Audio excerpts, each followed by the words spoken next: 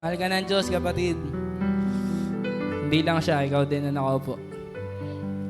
So kapatid, gusto kong i-share sa iyo ngayon ang tungkol sa pag-ibig ng Diyos. Gusto kong sabihin na kilala ka ng Diyos, ikaw na nakaupo dyan. Alam niya yung pangalan mo. Sabi ng Jeremiah 1 verse 5, "Before you were born, I knew you. Before I formed you in the womb, I knew you."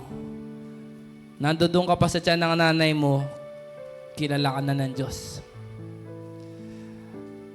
At nung pinanganak ka, hindi napakamot ng ulo yung Diyos na nag-isip siya na mali, aksidente, mistake, di inaasahan. Hindi kapatid, bago ka pa ipanganak, may plano na ang Diyos sa buhay mo.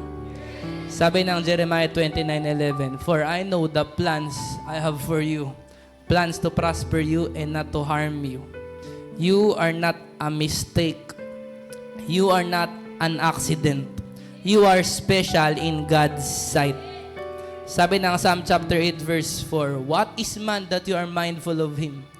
Ikaw na nakaupo dyan ay palaging iniisip ng Diyos. Alam mo na ngayon kung anong iniisip ng Diyos? Sabi ng verse na yan, ikaw yung iniisip ng Diyos. Mahalaga ka sa Diyos. Alam mo bang sabi ng Diyos na yung pangalan mo ay inukit niya sa kanyang palad. Sabi ng Diyos, yung nanay na mayroong bagong panganak na baby, malilimutan ba niyang may baby siya? Sabi ng Diyos, pwedeng malimutan niya, pero mahirap mangyari. Sabi ng Diyos, pwedeng malimutan niya, pero ikaw hindi kita kakalimutan.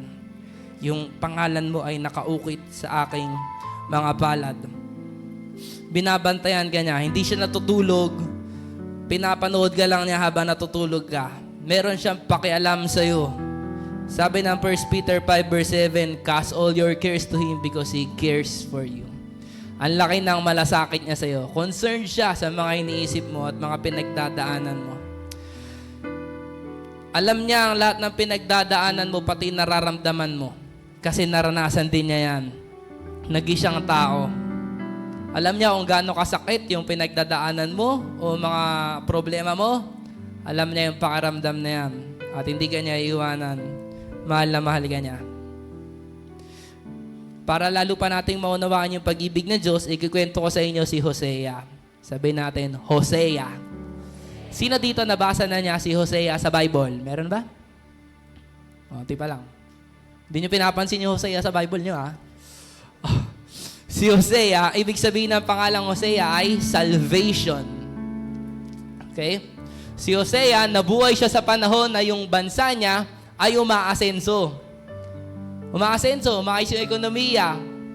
Pero, nung panahon na yon, yung bansa nila ay nagkakaroon ng moral decay. Pag sinabing decay, nabubulok. Pag sinabing moral, yun yung morality. Ibig sabihin, nung panahon na yon, yung mga tao, kung ano yung mali, yun yung gustong-gusto nilang gawin. Nung panahon na yon, kung ano yung nakakahiya, yun yung pinapagmalaki nila. Kung ano yung tama, kung ano yung mabuti, yun yung ayaw nila. Moral decay. Medyo nawalan sila ng hiya noong time na yon. Ginagawa nila yung mga bagay na dapat ikahiya. Pero ginagawa nila in public. Nagkaroon din ng time na yun na spiritual adultery. Ibig sabihin, hindi na talaga sila sumasamba sa Diyos. Sa iba-ibang mga Diyos-Diyosan sila nagsasamba. At nung time na yun ay nalulungkot ang Diyos. Alam bang ang Diyos ay nalulungkot din? Siyempre, hindi ba ito yung Diyos? Meron siyang puso, may pakiramdam siya. So, nung time na yun ay nalungkot siya. Kasi mahal ni Lord yung bansa ni Hosea. Ito sabi ni Lord kay Hosea, Hosea, gusto ko mag-asawa ka ng prostitute. Sabi ni Lord kay Hosea, Hosea, gusto ko mag-asawa ka ng prostitute at mahalin mo siya. Mahirap gawin yun. Si Hosea ay may takot sa Diyos at siya ay propeta ng Diyos. Kumbaga, naisip mo ba yung pastor? Tusan ng Diyos, ikaw, pastor, mag-asawa ka ng prostitute. Ha? Bakit, Lord? Ayoko, Lord. Mahirap gawin yung utos ng Diyos na yun. Pero sumunod si Hosea. Sabi ng Diyos, mag-asawa ka ng prostitute at mahalin mo yon para maipakita mo sa mga taong yan kung gaano ko kamahal yung mga taong hindi tapat, hindi loyal at hindi faithful. At napang-asawa ni Hosea si Gomer, isang prostitute. Gustong ipakita ng Diyos ang kanyang stubborn love sa mga unfaithful. Alam mo, kung yung mga kabataan marunong humugot, yung Diyos din marunong mang-real talk. Alam mo, sabi ng Diyos, habang dumadami kayo, padami ng padami yung kasalanan ninyo. Yung pag-ibig nyo sa akin, parang hamog lang sa umaga. Nandiyan dyan pag umaga, pero pag mga 9 o'clock na, 10 o'clock na, wala nang hamog. Wala na yung pag-ibig nyo sa akin. Alam mo, sabi ng Diyos, hindi na kayo tumatawag sa akin ng buong puso. Nakalimutan nyo na ako. Yun yung sabi ng Diyos sa bayan niya. Kaya nagkaanak, si Hosea, saka yung, anong pangalan ng asawa ni Hosea? Ana? Gomer. Sabi ng Diyos, ang papangalan mo dyan sa isang anak niyo ay Lo-Ami. Ibig sabihin ng Lo-Ami, you are not my people, and I'm not your God. Parang sabi ng Diyos, hindi niyo naman talaga ako tinuturing na Diyos. Malungkot yung time na yun. Nalulungkot ang Diyos. Pero alam mo, sabi ng Diyos kay Hosea, mahalin mo pa rin yung asawa mo. Sa totoo lang, yung asawa ni Hosea, hindi siya mahal. Hindi naman talaga mahal ni Gomer si Hosea. Alam mo, paglipas ng ilang panahon, Gomer left Hosea. Nang iwan si Gomer, iniwan niya si Hosea. Kahit sa totoo lang, si Hosea ay mabuting mag-provide. Pagkain, lahat ng kailangan ni Gomer na kay Hosea. Binibigay ni Hosea. Pero naglayas pa rin si Hosea. At ganoon ang picture ng pag-ibig ng Diyos sa mga tao. Kahit na binibigay ng Diyos lahat ng kailangan ng mga tao, mabuting edukasyon, kagalingan sa mga sakit, may na-enjoy ka ang pagkain, meron ka good friends, meron ka nanay, tatay na mahal ka, meron ka natutulugan, meron kang milk tea, meron kang donut. Ngayon, mamaya pala. Ngayon, alam mo, ang nakakalungkot lang, ang mga tao, kahit natatanggap nila yung maraming pagpapala sa Diyos, umaalis pa rin yung tao palayo sa Diyos. At hindi natutuwa yung Diyos sa ganon. Nalulungkot ang Diyos.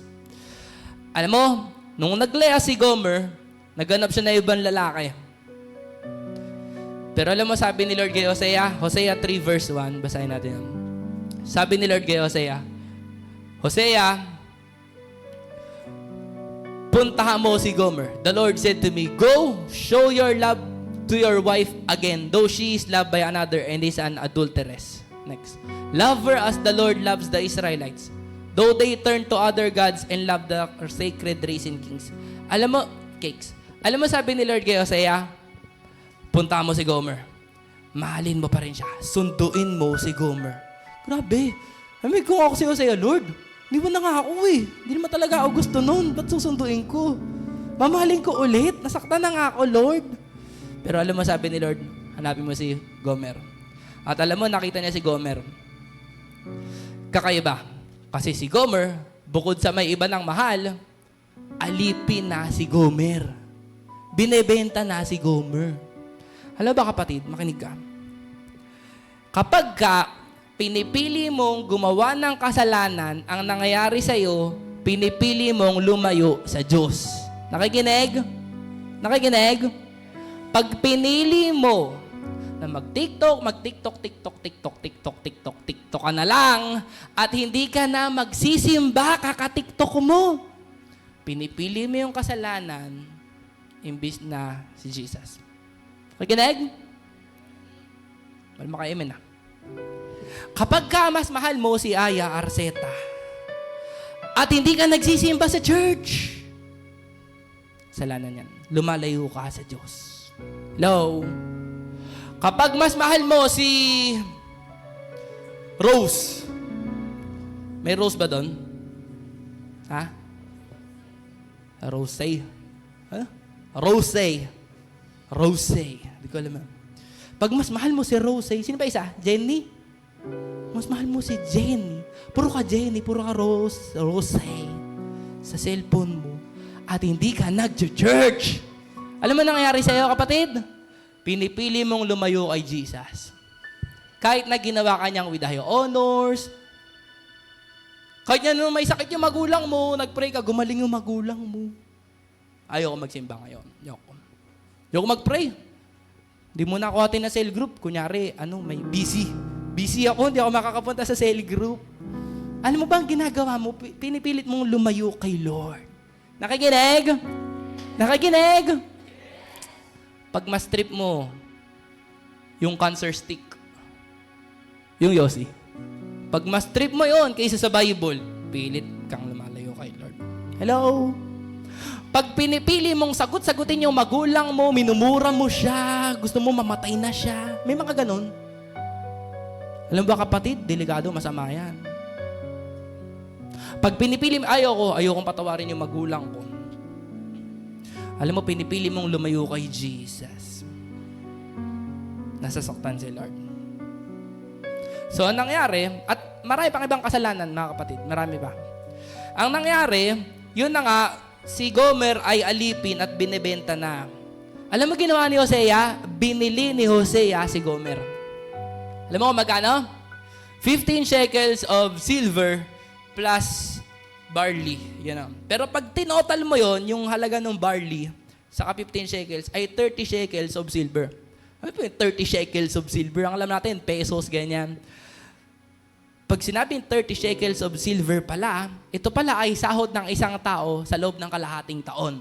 Okay, so kung 600 pesos o 700 pesos ang wage na isang tao, araw-araw, 150,000 o 160,000. May halaga din. Alam mo, naging alipin si Gomer. Ganon ang mangyayari sa mga taong lumalayo sa Panginoong Hesus at pinipili nila yung kasalanan, nagiging silang alipin ng kasalanan. Alam mo, sa totoo lang, sino pa kayang may ganang bumili kay Gomer? Walang bibili dun. Sorry for the word, pero last pag si Gomer. Wala na, wasted na siya. Binili siya ni Hosea. Tignan mo to, kapatid. Si Gomer, asawa naman talaga siya ni Hosea, pero kinailangan niyang bilhin si Hosea. Nakikinig? Nakikinig? Ikaw at ako at tayong lahat ay pag-aari naman talaga ni Jesus, pero kinailangan niyang bilhin. Bakit?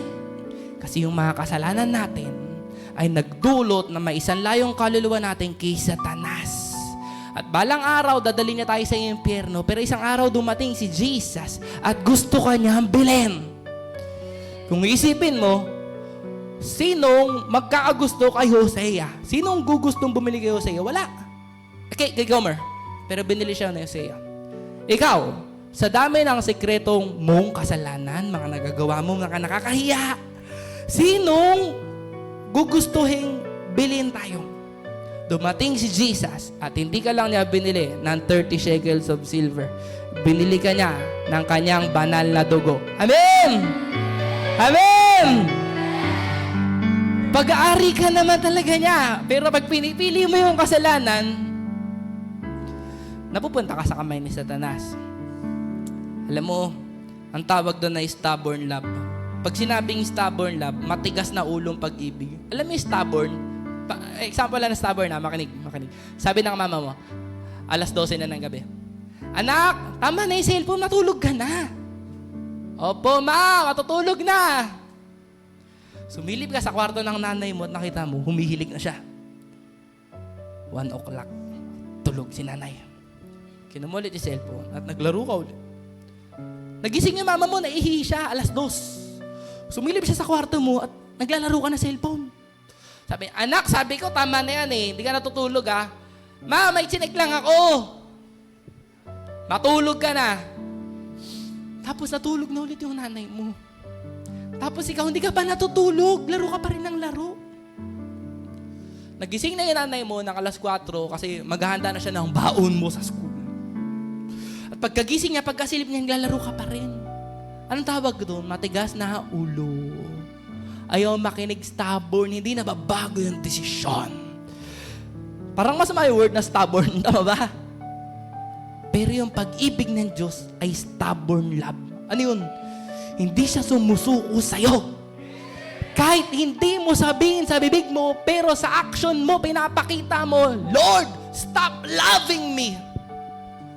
At pinipili mo yung mga bisyo, pagsagot sa magulang, paglapastangan sa magulang, mga bagay patungkol sa Diyos, tinatamad ka, ayaw mo lahat yun. Hindi mo sinasabi sa bibig mo, pero sa action mo, Lord, stop loving me, stop chasing me. Pero alam mo yung pag-ibig ng Diyos, parang pag-ibig ni Hosea kay Gomer. It's a love that keeps on chasing you. Hahabulin ka.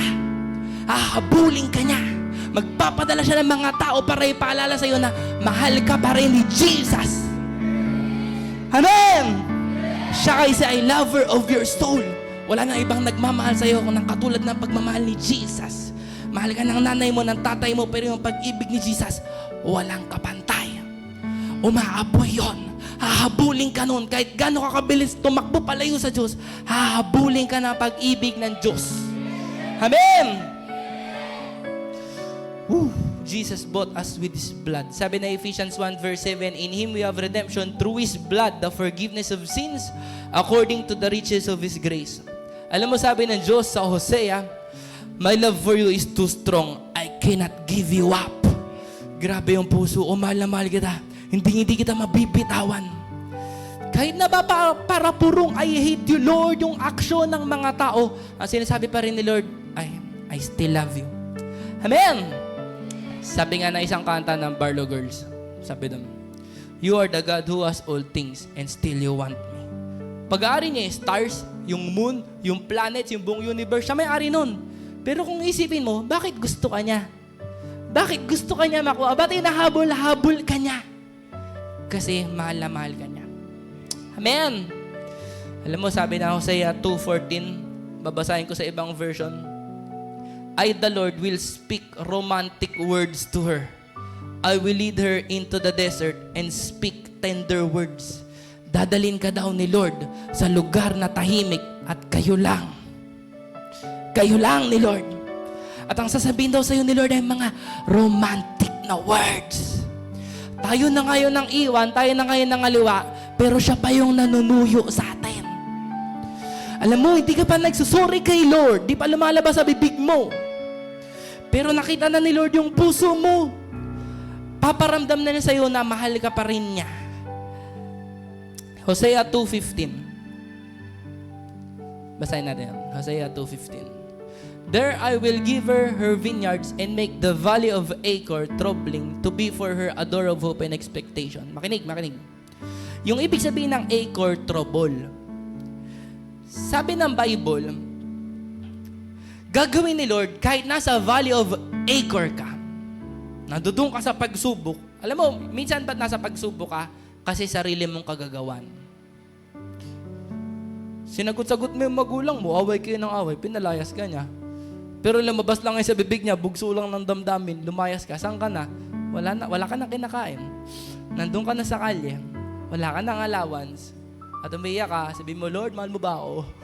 Pero ang totoo, ikaw naglagay na sarili mo sa sitwasyon na yun. Nakikinig ka ba? Hello? Laro ka ng laro sa sex, kung sino-sinong, tapos nagkasakit ka.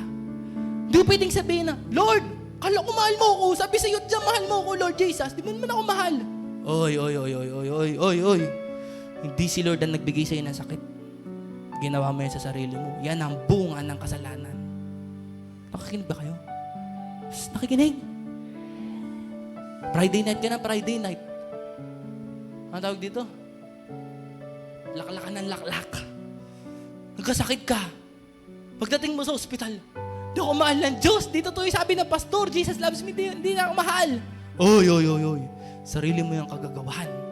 Hindi ang Diyos ang naglagay sa'yo ng bote, ng alak sa bibig. Hindi. Choice mo yan. Trouble. Tingin dito. Pero alam mo ba, na kahit nasa Valley of Achor ka, sarili mong kagagawan, kalokohan mo kasi. Sabi ng Diyos, sa Valley of Achor, maglalagay ako ng door of hope. At pag sinabing door of hope, yun ay pintuan na pwede kang kumatok at bubuksan yon at makakalaya ka sa trouble. At yung door of hope na yun ay walang iba kundi si Jesus. Pag sinabi mo na, Jesus, kasalanan ko to, Kailangan kita.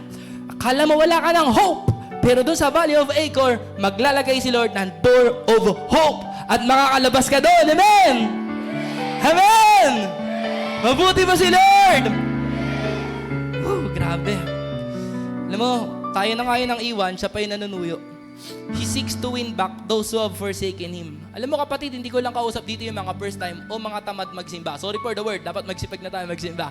Pero kinakausap ko din dito, yung minsan, simba pa rin ng simba. Pero alam mo sa puso mo, iniwan mo na si Jesus.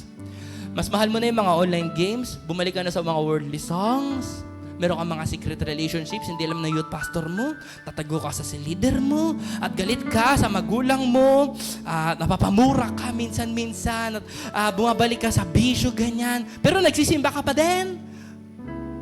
Alam mo, kailangan mong bumalik kay Jesus. Kasi mahal ka pa rin niya. He seeks to win back those who have forsaken Him. God will never cease to love you. Hindi titigil ang Diyos na mahalin ka. He is the pursuer of your heart, the lover of your soul. He keeps on chasing you. Ito ang pag-ibig na hindi sumusuko, hindi ka bibitawan. Sabi ng Romans 5 verse 8, woo! Sabi ng Romans 5 verse 8, pinatunayan ng Diyos ang kanyang pag-ibig sa atin, na noong tayo ay nagba-Bible study na at nag-youth jump tayo at nag-tithes and offering tayo, ay namatay siya sa krus para sa atin. Ganun ba yan? Ganun ba yan? Hindi. While we were still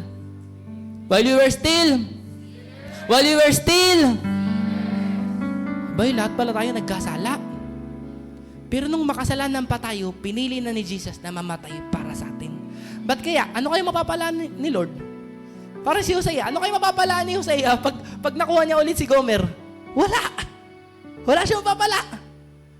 Pero nung makasalanan pa tayo ay namatay na si Jesus para sa atin. Ano kayang mapapala niya sa atin? Wala. Pero mahal na mahal ka niya. Amen! While we were still sinners, Christ died for us. Sabi ng 1 John 3:16, this is how we know what love is.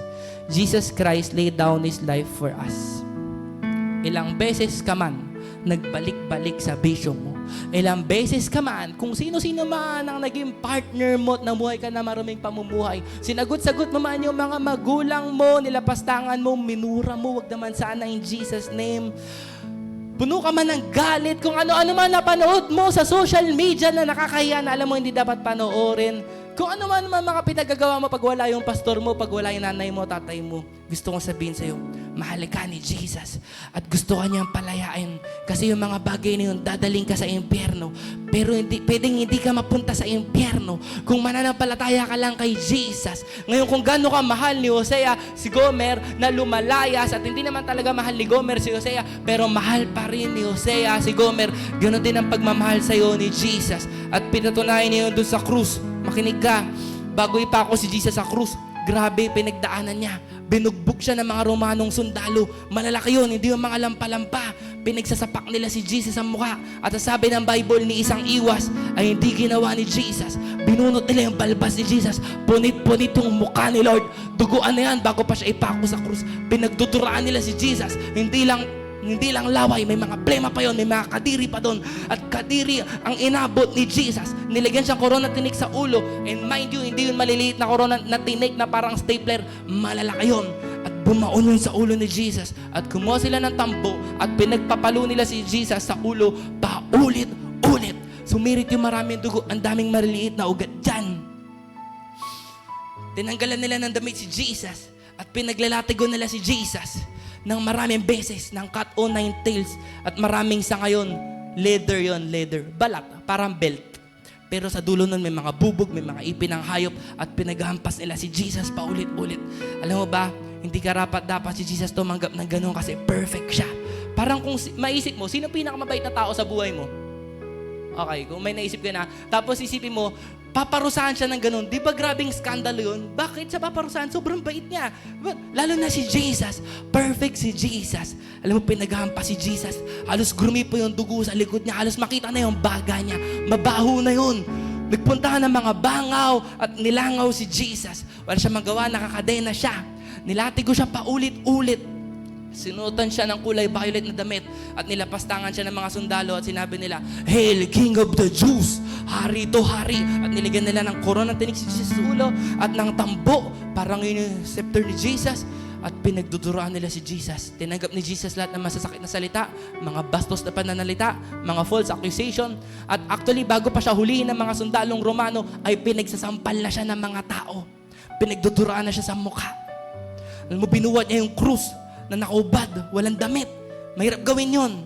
Naglakad siya, may isang kalye, inakyat niya sa bundok. Isipin mo, kung ikaw puyat na puyat at walang almusal, kakayanin mo ba buhat ng mabigat na krus? Hindi makinis yun. Puro bubog yun. Tatama sa sugatan mong likod. Alam mo kung may sugat ka o nagkapigsa ka na, pag tinamaan yung pigsa mo, mapapahiyaw ka. Aw! Ang sakit! Ano ba yan? Ang sakit! Ang sakit! Lalo na si Jesus, bugbog, sarado. Tapos binuhat pa niya yung krus. Kada step niya ay grabing effort yun.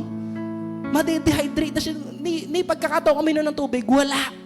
At binuhat niya yung krus at inakyat niya sa bundok at pinako siya sa krus. Pero perfect siya. Alam mo, pag nakakita ka ng taong duguan, mapapaisip ka, sino kaya siya? Ba't siya dumudugo? Ano kaya nangyari sa kanya? Buhay pa kaya siya? Sana matulungan ko pa. Sana mapag-pray ko pa to. Sino ba to? Gusto mong kunin yung cellphone, titignan mo, sino kaya to? Tagasan kaya to? Duguan eh. Seryoso ka niyan. Pero kung makikita mo si Jesus noong time na yun, taong dugo. Puro dugo at papaisip ka, sino yung nakapako na yun? At ang sabi ng Bible, hindi mo makikilala na yung nakapako ay tao. Kasi sobrang bugbog, sarado siya.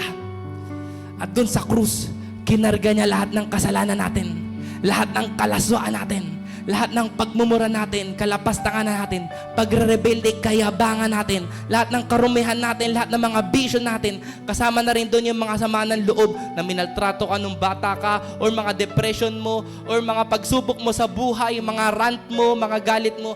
Kinarga ni Jesus lahat. Hindi siya natatawa doon sa krus. Umiyak siya. Hirap na hirap siya doon. At alam mo, ganun ka kamahal ng Diyos. At kung tatanungin mo si Lord, Lord, gano'n mo ko kamahal? Tignan mo na lang si Jesus na nakapako sa krus para sa iyo. Huwag ka lang mapunta sa impyerno. Amen! Sabi ng isang tao, how can you show love to someone who is constantly rejecting you? How can you show love to someone who is constantly rejecting you? Paano mo mamahalin yung tao na paulit-ulit kang nire-reject at sinasaktan? Walang ibang ganong pag-ibig. Ilang ang pag-ibig ni Jesus na paulit-ulit ka pa rin mamahalin. Kahit paulit-ulit mo siyang sinasaktan. Mabuti ba si Lord? Woo! Mahal ka ng Diyos, maging sino ka man. Ano man ang nagawa mo, ano man ang napanood mo, ano man ang sitwasyon mo, ano man ang bisyo mo, ano man ang mga sikreto mo, ano man ang sugat mo, ano man ang nangyari sa'yo, ano man ang mga nasabi mo, mahal ka pa din ng Diyos. Mahal ka pa din ng Diyos. Piling mo ikaw si Gomer, merong Hosea na hindi sumuko. At ganun ang pag-ibig ng Diyos sa'yo, kapatid. Nakikinig pa ba, mga kapatid? Request ko lang sa'yo, kapatid, huwag mong kalimutan si Lord. Huwag mong kalimutan si Jesus. Huwag mo siyang isang tabi. Kung naulit-ulit mo yung kasalanan mo, gusto kong sabihin sa'yo na paulit-ulit kang gustong patawarin ng Diyos. Alam na Diyos yan. Kristiyano ka na, pero paulit-ulit ka pa din. Alam na Diyos. Pero paulit-ulit ka niyang gustong patawarin hanggat nagsisisi ka ng galing sa puso. Sabi na, who am I? The day I have seen my sin would look on me with love. Watch me rise again. Sino ba naman ako na mayroong matang pinapanood ako? Nung ginawa ko yung kasalanan, yung matang yun ay punong-puno pa rin ng pag-ibig. Pero siya yung sakit na sakit. At pinapanood niya akong bumangon ulit. Yun yung mata ni Jesus. Mahal ka ni Jesus. Amen! Bumalik ka kay Jesus. Huwag mong gayahin si Gomer. At alam mo, lastly, alam mo, nung nabili na ni Hosea si Gomer, Hosea chapter 3, verse 3, ganito ko siya pinaparaphrase. Ganito yung sabi ni Hosea. Stay with me. You are to live with me many days. Sa akin ka lang. Huwag kang aalis. At ganoon ang sinasabi sa iyo ni Lord. Stay with me. Dito ka lang, anak. Ano bang hahanapin mo? Dito ka lang. At sakaling dumating ang pagkakataon na napalayo ka na naman, habulin ka pa rin ni Jesus. Kasi mahal ka niya.